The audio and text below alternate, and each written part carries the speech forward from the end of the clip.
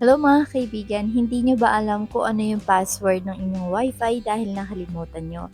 And meron gustong makiconnect pero hindi nyo alam kung paano ba yung gagawin nyo para makita yung password ng wifi nyo. Well, today tuturo ko sa inyo yung paraan para interpret natin yung QR code ng ating wifi. Pero paano nga ba natin gagawin yun? Pwede nyo i-check yung wifi nyo, yung QR code dun sa may likod, or pwede rin naman sa mismong device na already nakakonect na dun sa inyong Wi-Fi. So, para gawin yon, punta lang kayo sa settings ng device nyo. Then, itap nyo yung arrow dito. Then, makikita nyo yung more. Tap nyo lang yung more. Then, dito, makikita nyo yung parang icon na meron eye sa loob. Tap nyo yan para makita natin yung details. And dito, hahanapin lang natin yung ating QR code. So, ito makikita na natin sa itaas or pwede rin naman mabago yung position yan. So, dito sa Wi-Fi QR code, itap lang natin para ma-open yung QR code.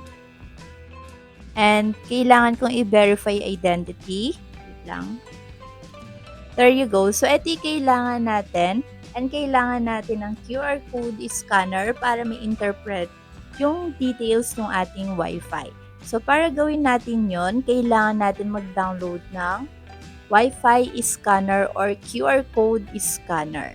Anyway, kahit hindi rin naman Wi-Fi, meron din tayong ibang pwedeng paggamitan ng QR code scanner, okay? Pero ingat-ingat din tayo sa paggamit ng pag-i-scan ng QR dahil minsan kapag meron tayong na-scan ng QR code, maaaring pahamak yung ating device, okay?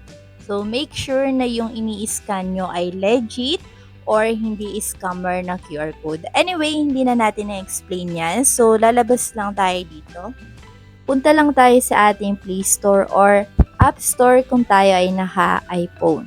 Nandito, i-search lang natin yung QR reader. And para makita natin yung pinaka-best, kailangan natin piliin yung pinaka-madaming downloads. So, ito ay 100 million. So, ito ay legit na app. Tapos, itap na natin dito yung install para magsimula na itong install. And habang ini-install ko pa mga kaibigan, remember, your subscribe can help reach more people who need this tutorial. Thank you. So, ayan, medyo mabilis yung data ko ngayon. Ay, Wi-Fi ko pala. So, ayan, installing na. And konti na lang malalaman nyo na kung paano ba natin ito gagamitin and paano natin mariread yung ating password. Okay, so pwede na natin i-share yan sa ating mga kaibigan or kapamilya. So hintayin lang natin ma-finish. Ayan, installed na. Now, itap na natin yung open. Now, tap na natin yung open. And dito, once na ma-open na natin, hintayin lang natin kasi meron akong security test ng mga app bago i-open. So, medyo okay naman to, safe naman. So, secure yan for sure. So, ayan, open lang natin. So, ayan, skip ko na lang para mabilisan lang tayo dito. And, gagamitin natin yung free version para wala tayong babayadan.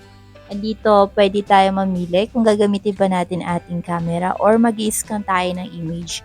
Pag-scan image, i-upload lang natin yung ating QR code.